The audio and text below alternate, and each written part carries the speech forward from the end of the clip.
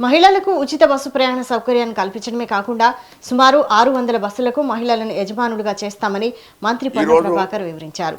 ఈ బస్సుల నిర్వహణ ద్వారా మహిళలకు చేకూరుతున్న ఆర్థిక ప్రయోజనాలపై మంత్రి క్లారిటీ ఇచ్చారు. బస్సులకు సంబంధించిన ఈఎంఐ పోను ఒక్కో మహిళకు నెలకు 70,000 వరకు మిగులుతుందని ఆయన స్పష్టం చేశారు.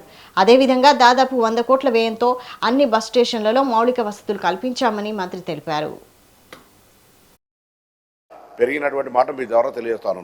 ఉదాహరణకు దిల్సుఖ్నగర్లో ఉన్నటువంటి ఒక మహిళ బంజారాహిల్స్లో వస్తే వేతనం ఎక్కువ కొంత దొరుకుతుందనే ఆశతోటి ఇక్కడి దాకా వచ్చి పనిచేసి 5-10 వేల రూపాయలు ఎక్కువ సంపాదించే విధంగా ఉచితంగా బస్సులో ప్రయాణం చేసి డబుల్ ఆదాయాన్ని పొందేటువంటి ప్రయత్నం జరుగుతోంది అధ్యక్ష.